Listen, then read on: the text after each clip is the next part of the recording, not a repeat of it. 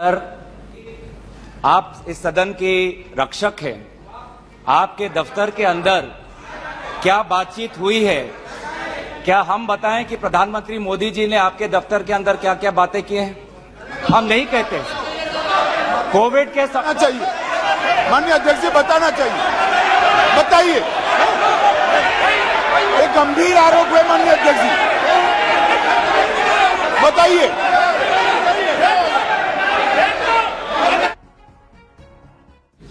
Item number 16 मंत्रिपरिषद में अविश्वास का प्रस्ताव, श्री गौरव गोगोई जी।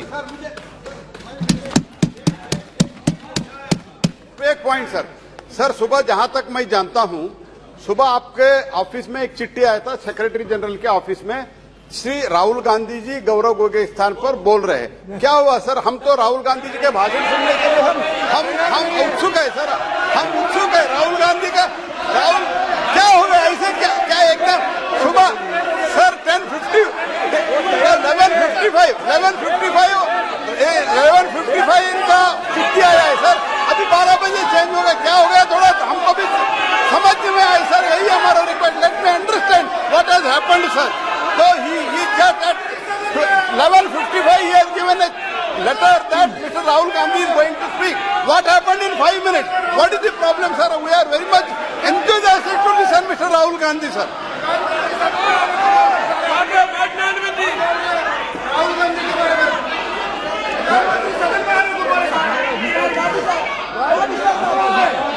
प्रधानमंत्री को बोलो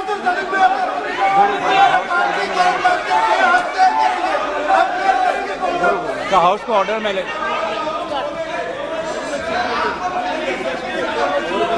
सर,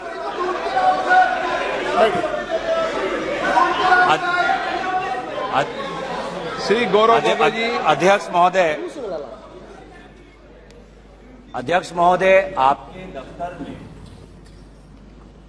अगर क्या हो रहा है, क्या दरखास्त दी गई है, आप खुद ही, आप इस सदन के रक्षक हैं।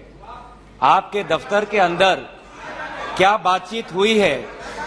क्या हम बताएं कि प्रधानमंत्री मोदी जी ने आपके दफ्तर के अंदर क्या क्या बातें की हैं? हम नहीं कहते।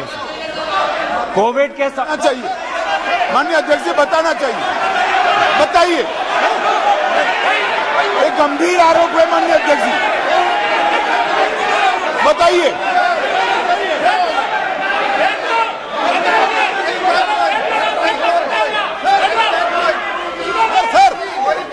प्रधानमंत्री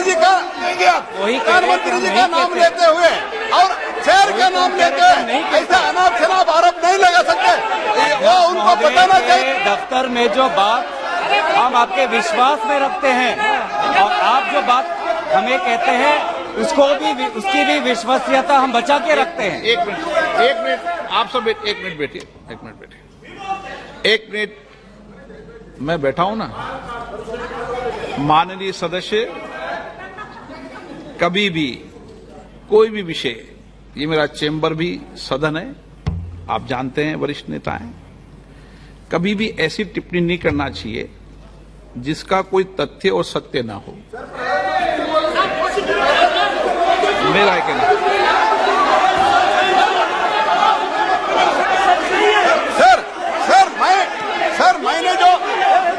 मैंने जो पब्लिक डोमेन में है सर,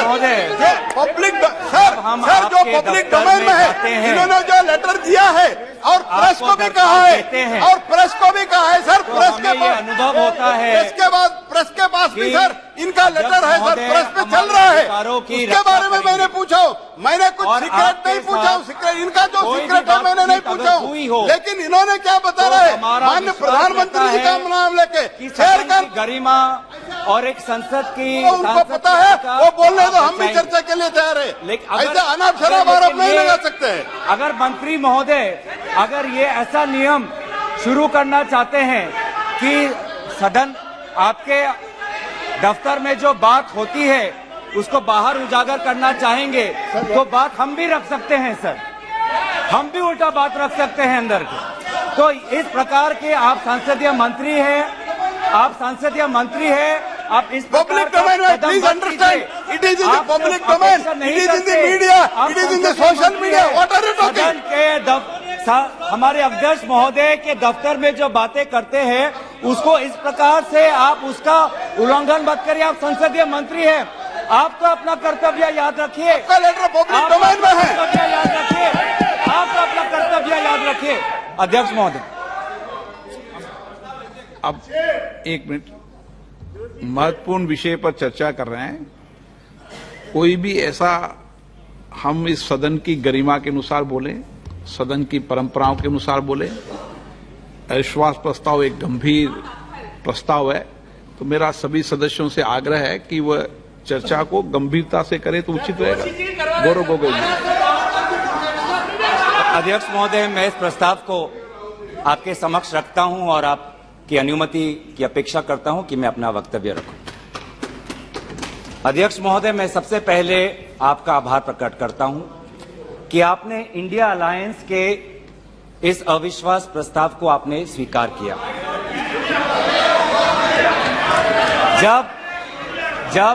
जब आपने पूछा कि इस अविश्वास प्रस्ताव के समर्थन में कौन कौन खड़ा है, तो मैं इस मंच से हमारे सारे इंडिया अलायंस दलों के सांसदों को मैं धन्यवाद और आभार प्रकट करता हूं। सर, ये अविश्वास प्रस्ताव हमारी मजबूरी है। ये हमारी मजबूरी है कि हम अविश्वास प्रस्ताव हमें लाना पड़ा, क्योंकि ये बात कभी भी संख्या की नहीं थी। ये बात हमेशा इंसाफ की थी, मणिपुर के इंसाफ की थी। आप पहले प्रस्ताव रख दो आप पहले। सर, प्रस्ताव मैंने आपसे अनुमति मांगा, मैं प्रस्ताव आगे करता हूं। मैंने शुरुआत में उनकी अनुमति मांगी। मैं ये इंसाफ मणिपुर की है, मणिपुर के लिए है। इंसाफ है। मैं पढ़ूं महोदय, मैं निम्नलिखित प्रस्ताव पेश करता हूं कि ये सभा मंत्री परिषद में विश्वास का भाव व्यक्त करती है। सर, अध्यक्ष महोदय, ये अविश्वास प्रस्ताव मणिपुर के लिए हम लाए हैं, इंडिया अलायंस, क्योंकि मणिपुर आज इंसाफ मांगता है। मणिपुर का युवा इंसाफ मांगता है, मणिपुर की बेटी इंसाफ मांगती है, मणिपुर के किसान इंसाफ मांगते हैं, मणिपुर के छात्र इंसाफ मांगते हैं। और मार्टिन लूथर किंग ने कहा है, मार्टिन लूथर किंग ने कहा है कि अगर कहीं भी नाइंसाफी हो तो वो हर जगह के लिए इंसाफ का खतरा बन सकता है। Injustice anywhere is a threat to justice everywhere. तो ये जो घटनाएं मणिपुर में हो रही है, इसको ये हम ना समझे कि उत्तर पूर्वांचल के किसी कोने में हो रहा है, ये भारत में हो रहा है। सर, अगर मणिपुर जल रहा है तो भारत जल रहा है। अगर मणिपुर में आग लगी है तो भारत में आग लगी है। अगर मणिपुर विभाजित हुआ है तो भारत विभाजित हुआ है। तो आज हम सिर्फ मणिपुर की बात नहीं कर रहे, हम भारत की बात कर रहे हैं। सर, हमारी मांग स्पष्ट थी कि देश के मुखिया होने के नाते प्रधानमंत्री सदन में आए, अपनी बात रखे, अपनी संवेदना प्रकट करे और उस पर सारे पार्टी समर्थन दे और मणिपुर को एक संदेश जाए कि इस दुख की घड़ी में पूरा सदन मणिपुर के साथ है, हम मणिपुर में शांति चाहते हैं। यह हमारी अपेक्षा थी, यह हमारी अपेक्षा थी। लेकिन अफसोस की बात है कि ऐसा नहीं हुआ। प्रधानमंत्री महोदय ने एक मौन व्रत लिया कि सदन में ना लोकसभा में कुछ बोलेंगे, ना राज्यसभा में कुछ बोलेंगे। और इसीलिए अध्यक्ष महोदय, ये नौबत आनी पड़ी कि हम अविश्वास प्रस्ताव के द्वारा प्रधानमंत्री मोदी जी का मौन व्रत हम तोड़ना चाहते हैं। सर, साफ साफ 3 सवाल है प्रधानमंत्री महोदय से। सवाल पहला कि आज तक वो मणिपुर क्यों नहीं गए? राहुल जी गए, इंडिया अलायंस के विभिन्न पार्टीज गए, गृह मंत्री जी गए, एमओएस होम गए, पर देश के मुखिया होने के नाते प्रधानमंत्री मोदी जी क्यों नहीं गए? ये है सवाल पहला। सवाल दूसरा कि लगभग 80 दिन क्यों लगे प्रधानमंत्री मोदी जी को मणिपुर पे कुछ बोलने के लिए, और जब बोले तो सिर्फ 30 सेकंड के लिए बोले, और उसके पश्चात आज तक भी प्रधानमंत्री मोदी जी की तरफ से ना कोई संवेदना का शब्द, ना कोई शांति की याचना। मंत्री मंडल बोल रहे हैं कि हम बोलेंगे, हम बोलेंगे।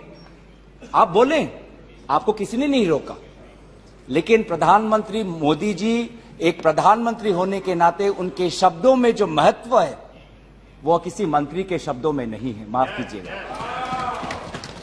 प्रधानमंत्री मोदी जी अगर प्रधानमंत्री होने के नाते एक शांति की पहल करें, उस कदम में जो ताकत है वो किसी मंत्री या किसी सांसद में वो ताकत नहीं है, एक प्रधानमंत्री होने के नाते। सवाल हमारा तीसरा कि प्रधानमंत्री जी ने आज तक मणिपुर के मुख्यमंत्री को बर्खास्त क्यों नहीं किया? आपने गुजरात में जब निर्वाचन आए, गुजरात में जब आपको अपनी राजनीति करनी थी तो गुजरात में मुख्यमंत्री बदल दिए, एक बार नहीं 2 बार। उत्तराखंड में निर्वाचन आ रहे थे तो उत्तराखंड में 1 बार, 2 बार, 3 बार, 4 बार शायद आपने मुख्यमंत्री बदल किए। त्रिपुरा में निर्वाचन आए तो त्रिपुरा में भी आपने निर्वाचन अपने से पहले अब मुख्यमंत्री को बदला। मणिपुर के मुख्यमंत्री में ऐसा क्या आपने विशेष आपका आशीर्वाद आप दे रहे हैं जिन्होंने खुद कबूल किया है कि आज मेरे कारण एक इंटेलिजेंस फेलियर हुआ है? ये 3 सवाल हैं सर, और शायद इन 3 सवालों का 3 उत्तर भी है। प्रधानमंत्री मोदी जी मणिपुर पर क्यों मौन हैं, शायद उस प्रश्न का उत्तर भी 3 है। पहला उत्तर कि प्रधानमंत्री मोदी जी को कबूल करना पड़ेगा कि उनकी डबल इंजन की सरकार, उनकी सरकार मणिपुर में व्यर्थ हो गई है, विफल हो चुकी है। इसीलिए आज मणिपुर में 150 लोग मरे, लगभग 5000 घर जलाए गए, लगभग 60,000 लोगों आज शिविर में हैं, लगभग 6500 FIR है। और मुख्यमंत्री, प्रदेश के मुख्यमंत्री होने के नाते जो एक संवाद का वातावरण बनाना चाहिए था, जो एक शांति, अमन और सद्भावना का एक वातावरण जो बनाना चाहिए था, आज उन्होंने सिर्फ मई महीने से नहीं, पिछले 2-3 सालों से ऐसे कुछ भड़काऊ उन्होंने कदम लिए हैं जो आज समाज के बीच में तनाव पैदा हो गया है। आज हम मणिपुर गए हैं, क्या मणिपुर में यह सबसे पहला हिंसा हुआ है? नहीं। क्या उत्तर पूर्वांचल में यह सबसे पहला हिंसा हुआ है? नहीं। इससे पहले भी हुए हैं, मणिपुर में भी हुए हैं। मैं खुद उत्तर पूर्वांचल का हूं, मैं खुद जिम्मेवारी से कहता हूं कि हुए हैं, लेकिन पहली बार, अरे आप में से तो कोई गया भी नहीं, आप क्या जानेंगे? पहले जाओ और फिर हमें परामर्श दो, पहले आप लोग जाओ। सर हम गए और बहुत दुख हुआ कि हमने समाज में 2 वर्गों के बीच ऐसा बंटवारा, समाज के 2 वर्गों के बीच हृदय में इतना आक्रोश, इतना गुस्सा हमने पहले कभी नहीं देखा। हमने पहले कभी भी नहीं देखा कि आज समाज का एक वर्ग दूसरे के प्रति बदले की भाषा का प्रयोग कर रहा है। हमने कभी भी नहीं देखा कि एक प्रदेश में एक ऐसी लकीर खींच दी गई है कि पहाड़ पे एक वर्ग के लोग रहते हैं और वैली में एक वर्ग के लोग रहते हैं। अफसोस की बात है सर कि जो सरकार एक इंडिया की बात करती है, आज उन्होंने 2 मणिपुर आपने बना दिए हैं। आपके राजनीति से 2 मणिपुर आज बन गए। मैं मणिपुर के मुख्यमंत्री को, इस सदन से पूर्व प्रधानमंत्री वाजपेयी जी की राजधर्मों को याद करने के लिए सलाह दूंगा, जिन्होंने कहा कि राजा के लिए, शासक के लिए प्रजा में भेद नहीं हो सकता, ना जन्म के आधार पर, ना जाति के आधार पर, ना समुदाय के आधार पर। सर, आज इस माहौल में अगर सबसे ज्यादा पीड़ा किसी को झेलना पड़ा है तो महिलाओं और बच्चों को। हमने देखे हैं वो वायरल वीडियो में, उनका मैं उल्लेख नहीं करना चाहूंगा, उससे सबको पीड़ा हुआ। पर ऐसे मुख्यमंत्री जी ने स्वयं कहे कि ऐसे 100 FIRs हैं। हम भी गए हैं सर, इंडिया डेलीगेशन, हमारे संसदीय दल, उस परिवार से हम मिलके आए हैं जिसमें 2 महिलाओं के साथ इतना बुरा व्यवहार हुआ, अत्याचार हुआ। हमने ऐसे भी एक परिवार से मिले जिसमें एक 80 साल की महिला, जो एक स्वतंत्रता संग्रामी की पत्नी थी, उसको घर के अंदर बंद करके जिंदा जला दिया। जो 2 महिला जिसको लेकर आज सुप्रीम कोर्ट तक ये बात गई है, उसमें से एक महिला का पत्नी कारगिल में हमारे देश के लिए हमारी सीमा को सुरक्षा कर रहा था। वो कारगिल का जवान बोल रहा है, मैंने देश को बचाया पर मैं अपने घर और अपने परिवार को नहीं बचा पाया। जब हम उनसे मिलते हैं तो हमको क्या कहें? आप लोग कहते हैं हम फोटो ऑप करने गए थे। सर, दुख के समय में संवेदना उनको देने गए थे। आज महिलाओं, बच्चों के साथ आऊंगा, अब सारे बातों पे आऊंगा, सब पे आऊंगा। धर्मीय जगह को भी बख्शा नहीं गया।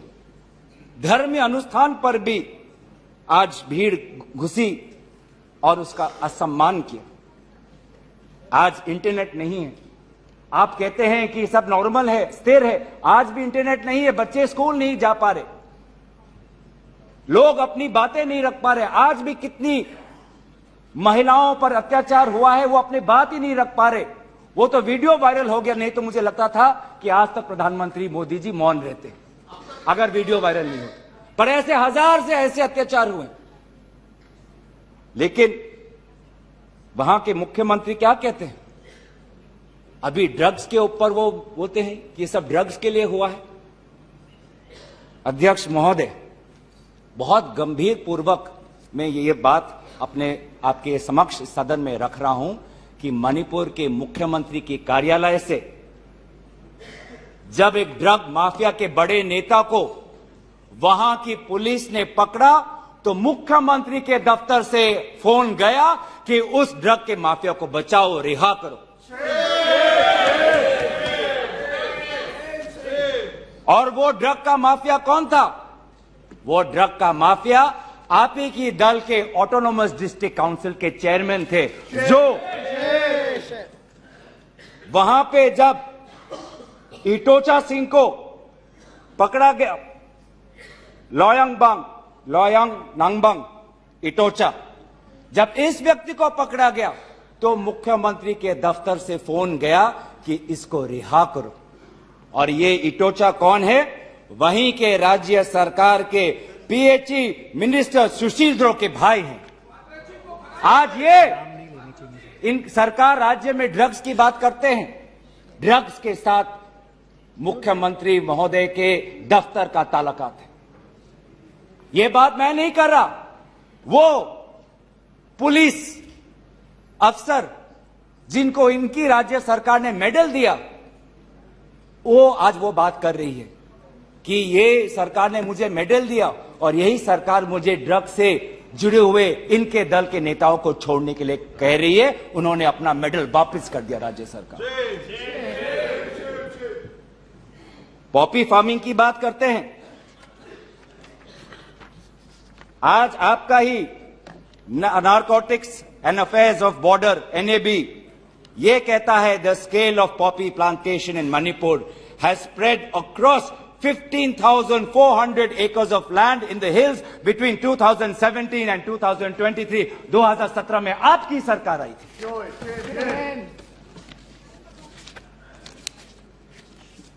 आज इंडियन फॉरेस्ट सर्वे रिपोर्ट 2021 में कहता है that within 2 years time the forest area of Manipur has decreased by 248.63 square kilometers। ये आपके सरकार के नजर के सामने वहां के जंगलों को काटा जा रहा है और पॉपी फार्मिंग को बढ़ावा दिया जा रहा है। गृह मंत्री ड्रग्स को लेकर बार बार वक्तव्य देते हैं, लेकिन गृह मंत्री महोदय, आपको भी पता है कि पिछले 5-6 सालों में ड्रग्स की ये समस्या कमी नहीं, थमी नहीं, बढ़ती जा रही है। लगभग 2017 में एनसीआरबी का डेटा है 1113 केसेस, 2021 में 3611। तो ड्रग्स की समस्या आज बढ़ती जा रही है। तो कहीं ना कहीं प्रधानमंत्री जी चाहते हैं कि वो मौन रहे ताकि उनकी राज्य सरकार की छवि धूमिल ना हो, क्योंकि उनको छवि से लगाव है। चाहे लोगों पे अत्याचार हो, ड्रग्स की समस्या बड़ी हो, ये उनके लिए महत्व नहीं रखता। पर जैसे कि मैंने कहा कि उनके मौन रहने का कारण 3 है, अभी तो मैंने सिर्फ एक कारण का उजागर किया। और दूसरा कारण यह है, और बहुत मैं सम्मानपूर्वक ये बात कहना चाहता हूं, दूसरा कारण प्रधानमंत्री मोदी जी का मौन रहने का यह है कि आज भारत केंद्र सरकार का गृह विभाग और राष्ट्रीय सुरक्षा सलाहकार आज विफल हुए हैं। क्या हो रहा है मणिपुर में? 5000 से ज्यादा हथियार आज लोगों के हाथों में है। लगभग 35 पुलिस स्टेशंस में भीड़ वहां जाकर वहां से हथियार अपने साथ ले जाते हैं।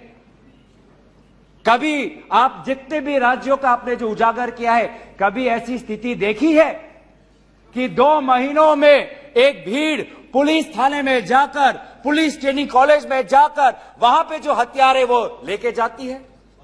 क्या क्या हथियार ले गए हैं? क्या क्या हथियार लूट के ले गए हैं? INSAS rifle, AK-47, light LMG light machine gun, self loading rifle, SMC, motor, grenade, bullet proof jacket, 6 lakh ammunition, 6 lakh गोलियां आज लोगों के बीच में। कि ये राष्ट्रीय सुरक्षा का मामला नहीं है? कहां है राष्ट्रीय सुरक्षा सलाहकार? ये जो बंदूक है, ये जो गोलियां हैं, किस पर चलाएंगे? ये गोलियां हमारे भारतीय सेना के नौजवानों पे चलाएंगे। ये गोलियां मणिपुर के पुलिस पर चलाए जाएंगे। ये गोलियां मणिपुर के निहत्थे लोगों पर बरसाए जाएंगे। क्या क्या आपने आज ये जो हथियार है सिर्फ मणिपुर तक सीमित नहीं रहेंगे सर।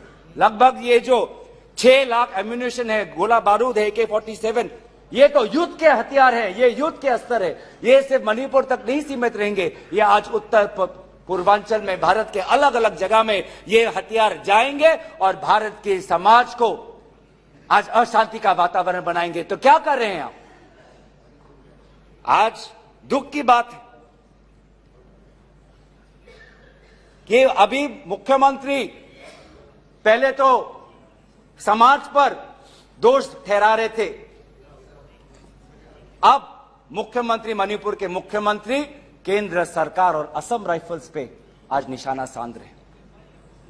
आज ही हमें सुनने में मिला कि असम राइफल्स, जिसको जिम्मेवारी दी गई है देश को, लोगों को बचाने के लिए, उनको हटाया जा रहा है। मुख्यमंत्री के घर के जो विधायक हैं, मैं उनका नाम नहीं लूंगा, वो पूछते हैं कि इतने हथियार कहां से आए? क्या कर रही है केंद्रीय शासित सुरक्षा दल? ये असम राइफल्स किसके अनुसार काम करता है? ये असम राइफल्स गृह विभाग के मंत्रालय से इनको निर्देश दिया जाता है। तो एक ऐसी व्यवस्था बन गई है मणिपुर में कि मणिपुर के पुलिस आज असम राइफल्स के जवान पर उंगली उठा रहे हैं, असम राइफल्स के जवान आज मणिपुर के पुलिस पर उंगली उठा रही है। ये बना है 21वीं सदी के भारत में। ऐसे हम समाधान कर रहे हैं पिछले 3 महीनों से। आज सुप्रीम कोर्ट ने जो जांच कमेटी बैठाई, उससे साफ साफ साबित होता है कि सुप्रीम कोर्ट ने भी आज केंद्र सरकार और राज्य सरकार के जो काम है उसको स्वीकार नहीं किया है। आज इसीलिए कमेटी बैठाई गई है। मैं पूछना चाहूंगा कि गृह मंत्री, आपने एक 51 मेंबर्स का कमेटी बैठाया, कितने बार वो कमेटी बैठी? आप 3 दिन थे, आप वहां पे गए, 51 आपने एक पीस कमेटी बैठाई, अच्छी बात है, लेकिन वो कमेटी आज तक असफल रही। गृह मंत्री ने कहा कि मैं 15 दिन बाद में आऊंगा, पर गृह मंत्री 15 दिन हो गए हैं पर मणिपुर में दिखाई नहीं दिए। जब एक suspended insurgency group UKLF united Kuki liberation front का चेयरमैन एसएस हाउकेप लीगल बयान में एफिडेविट में यह बात कहता है कि भाजपा ने 2017 और 2019 के निर्वाचन में एक उग्रपंथी संगठन का उन्होंने सहयोग लिया, एक लीगल एफिडेविट में यह बात लिखा है। यह है इनका राष्ट्रवाद, यह है इनका राष्ट्रवाद, जो राष्ट्रवाद देश की अखंडता को आज सत्य के दांव पे आज भूल चुका है। यह राष्ट्रवाद है कि जो आज देश की अखंडता के साथ खिलवाड़ कर रहा है। आज उत्तर पूर्वांचल में आपके बड़े बड़े जो भी बातें हैं सारे अभी तक नाकाम रहे। एनआरसी की बात करते हैं, आज तक एनआरसी असम में लागू नहीं हुआ। सीएए की बात करते हैं, ऐसा एक माहौल वहां पे हुआ कि पूर्व जापान के प्रधानमंत्री असम नहीं जा पाए। नागा पीस फ्रेमवर्क 8 साल हो गए, अभी तक हमने नहीं देखा कि ये नागा पीस फ्रेमवर्क में हुआ क्या है। गृह मंत्री आज नागा विधायक से अलग से मिलते हैं, मणिपुर के से आए हुए कुकी विधायक से अलग से मिलते हैं। क्यों नहीं आप सबको एक साथ मिलकर बुलाएं और शांति की अपेक्षा करें? ये अलग अलग मीटिंग क्यों? ऐसे उत्तर पूर्वांचल की समस्या नहीं सुलझेगी कि अगर आप समाज, जाति, धर्म के आधार पर बंटवारा करें। आपको साथ में लेना पड़ेगा। पहली बार हम ये देख रहे हैं कि 2 उत्तर पूर्वांचल के राज्य असम और मिजोरम के पुलिस अफसर एक दूसरे पे गोली चला रहे। ये आपकी राष्ट्रीय सुरक्षा की नीति है। इसी बात का उजागर राहुल गांधी जी ने इस सदन में किया था जब उन्होंने आपको चेतावनी दी थी कि आप उत्तर पूर्वांचल के साथ खिलवाड़ कर रहे हो। उत्तर पूर्वांचल हमारे देश का हिस्सा है, इन्होंने कहा था। आज जो तीसरा कारण मैं आना चाहता हूं जिसके कारण प्रधानमंत्री मोदी जी मौन है। पहला, उनकी राज्य सरकार विफल थी। दूसरा, उनका गृह विभाग और राष्ट्रीय सुरक्षा सलाहकार विफल रहे। और तीसरा, प्रधानमंत्री मोदी जी के मौन रहने का कि वो अपनी भूल कबूल करना नहीं चाहते। अगर वो बोले तो कि उनकी चूक हुई है राज्य सरकार से, तो ये भूल वो कभी जनता के सामने कबूल नहीं करना चाहते, मौन रहना पसंद करते हैं। और ये पहली बार नहीं हुआ है, ये पहली बार नहीं हुआ है जब भारत के स्वर्ण पदक लाने वाले कुश्ती के महिला खिलाड़ी जब सड़क पे जब विरोध कर रहे थे तो प्रधानमंत्री मौन थे। जब 750 किसान आंदोलन पे उनकी जीवन गई, बलिदान दिया, शहीद हुए तो प्रधानमंत्री मौन थे। जब 2020 में दिल्ली में रायट्स हुए, दंगे हुए, पर विदेश के एक सरकार के नेता आए थे, उस समय भी प्रधानमंत्री मौन थे। जब अडानी पर इसी सदन में राहुल गांधी जी ने प्रधानमंत्री मोदी जी से सवाल किया कि कितने बार अडानी जी एक विशेष कंपनी को प्रधानमंत्री के साथ जाने पर उनको सुविधा हुआ, तो प्रधानमंत्री मोदी जी मौन थे। जब हम बार बार पूछते हैं,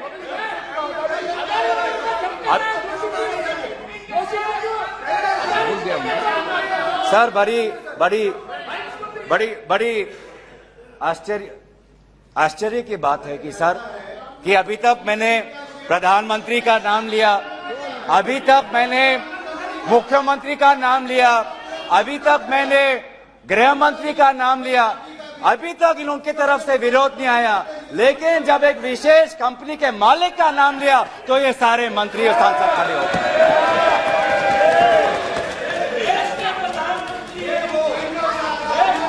किसकी सरकार है सर? ये किसकी सरकार है? जब चीन पर हमने सवाल किया, चीन पर आप पूछे, मैं चीन पर आता हूं, जब चीन पर हमने सवाल किया कि चीन हमारे सीमा के अंदर कितने किलोमीटर पर है, तो प्रधानमंत्री मोदी जी मौन रहे। प्रधानमंत्री मोदी जी ने G20 के बाली समिट में प्रेसिडेंट शी जिनपिंग के साथ क्या बातचीत की, उनके विदेश मंत्रालय ने इसको छुपाने की कोशिश की।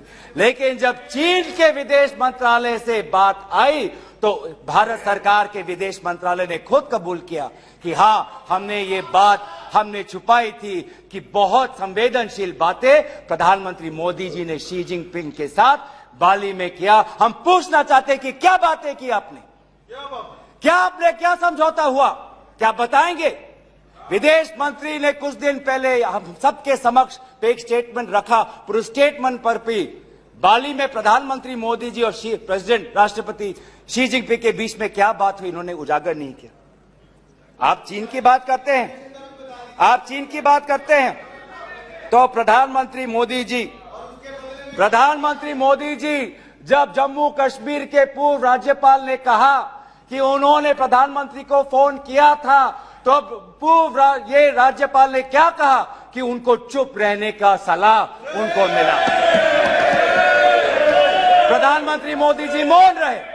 जब पूर्व एक राज्यपाल ने कहा कि हमने सुरक्षा मांगी थी हमारे पुलवामा के जवानों के लिए, लेकिन हमको कोई सुरक्षा नहीं मिली। जब ऐसा गंभीर बात एक पूर्व राज्यपाल, आपकी ही चुनी हुई राज्यपाल ने रखा, तो प्रधानमंत्री मोदी जी मौन रहे।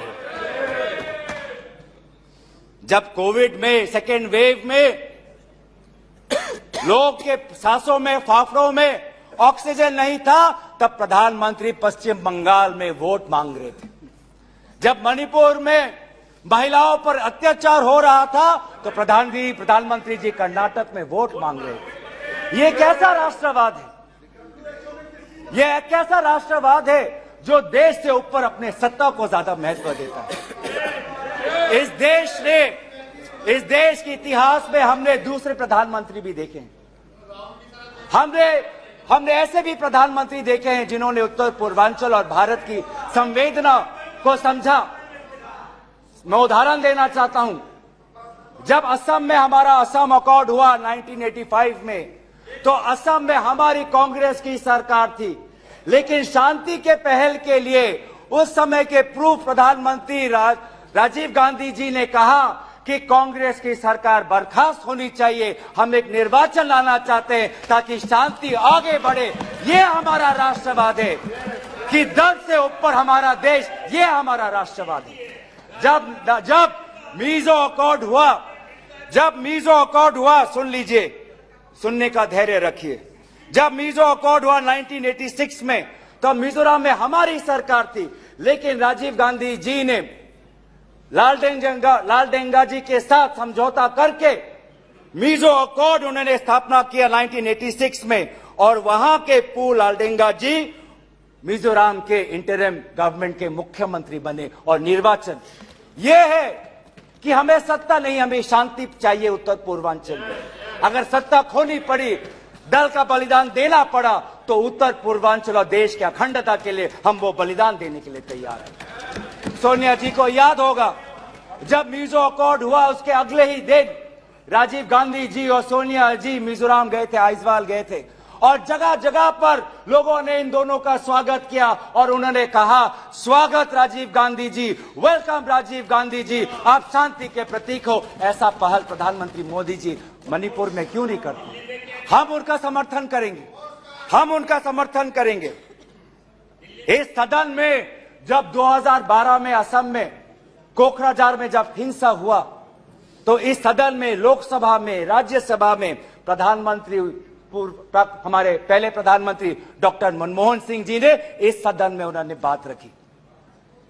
जब कोकराझार में जब हिंसा हुआ, तो उसके 7 दिन बाद प्रधानमंत्री मनमोहन सिंह जी वहां पर गए और उन्होंने कहा, क्या कहा?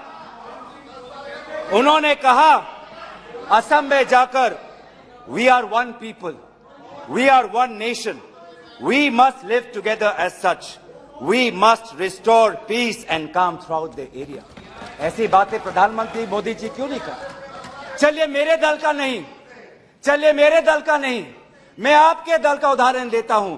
जब 2002 में गुजरात में जब दंगे हुए तो उस समय के प्रधानमंत्री वाजपेयी जी गुजरात गए थे, शाह आलम के वो रेफ्यूजी कैंप में गए थे। तो सीधा सीधा सर, मैं प्रधानमंत्री जी से तीन में हमारी याचना है, तीन हमारे याचना है। याचना एक कि वो सदन में आकर अपनी बात रखे, लोकसभा में आए और राज्यसभा में भी जाएं, लोकसभा में भी आए और राज्यसभा में भी जाए। हमारी याचना दूसरा कि वो मणिपुर जाए और पूरे पार्टी को लेके जाए। ये बात हमने सदन के प्रारंभ होने से भी पहले कहा था कि अगर प्रधानमंत्री पूरा मणिपुर को में एक ऑल पार्टी डेलीगेशन लेके जाएंगे तो हम सब उसमें शामिल होंगे। और हमारा तीसरा ये याचना है कि मणिपुर के विभिन्न समाज सेवक संगठनों को बुलाकर एक मीटिंग करिए, शांति का एक पहल रखिए। लेकिन प्रधानमंत्री क्या कर रहे हैं? प्रधानमंत्री आज इंडिया अलायंस को बदनाम करने में तुले हैं, देश के नाम को आज बदनाम करने में तुले हैं। अफसोस की बात है, अफसोस की बात है, जब आप पॉपुलर फ्रंट ऑफ इंडिया की बात करते हैं, इंडिया मुजाहिदीन की बात करते हैं, ईस्ट इंडिया कंपनी की बात करते हैं, तो हम इंडियन इंस्टीट्यूट ऑफ टेक्नोलॉजी की बात करते हैं, हम इंडियन स्पेस रिसर्च ऑर्गेनाइजेशन की बात करते हैं, हम इंडियन पुलिस फोर्स की बात करते हैं, हम इंडियन एयरफोर्स की बात करते हैं। आप जब इंडिया को बदनाम करते हैं तो हमें तो भारत का तिरंगा दिखता है, जहां पे गेरुआ है, सफेद है, हरा है और बीच में अशोक का चक्र है। आज नफरत एक हथियार बन चुका है, नफरत एक हथियार बन चुका है वोट जीतने के लिए। वो चाहे मणिपुर में हो, वो चाहे हरियाणा में हो, वो चाहे कर्नाटक में हो, वो चाहे मध्य प्रदेश में हो। आप जितना भी नफरत फैलाएं, आप जितना भी नफरत फैलाएं, हमने राहुल जी के नेतृत्व में भारत जोड़ो यात्रा किया है। आपके नफरत के बाजार में हम जगह जगह पे मोहब्बत का दुकान खोलेंगे। हम संविधान की सुरक्षा करेंगे। Our constitution that talks about equality, liberty, justice, fraternity, हम इस संविधान के आदर्शों की हम सुरक्षा करेंगे। आप पूंजीपतियों का विकास चाहते हैं, सबका विकास कहते हैं, लेकिन करते हैं पूंजीपतियों का विकास, और वो भी सिर्फ 6 पूंजीपतियों का। आज भारत में एक ऐसा हमने व्यवस्था देखा है कि 6 कंपनियों के पास आज 25% पोर्ट है, 45% सीमेंट प्रोडक्शन है, 33% स्टील प्रोडक्शन है, 60% टेलीकॉम प्रोडक्शन है, 45% कोल प्रोडक्शन है। ये है आपका विकास का मॉडल, ये है आपका विकास का मॉडल। मैं उस कंपनी का नाम नहीं लूंगा जिससे आप उत्तेजित हो जाते हैं, लेकिन दूसरे कंपनी को तो नाम ले सकता हूं। ये कैसा प्रक्रिया है सर? ये कैसा कॉम्पिटिटिव इकोनॉमी बना रहे हैं? जब अप्रैल 2030 में श्री सीमेंट संघी इंडस्ट्रीज को खरीदना चाहता है तो जून में ही श्री सीमेंट पर आईटी का डिपार्टमेंट का रेड होता है, और जुलाई 2023 में श्री सीमेंट एक्विजिशन से बाहर निकलता है, और अगस्त में अडानी का अंबुजा सीमेंट संघी इंडस्ट्री को खरीदता है। ये इकोनॉमी बना रहे हैं, ऐसा इकोनॉमी आप बनाएंगे?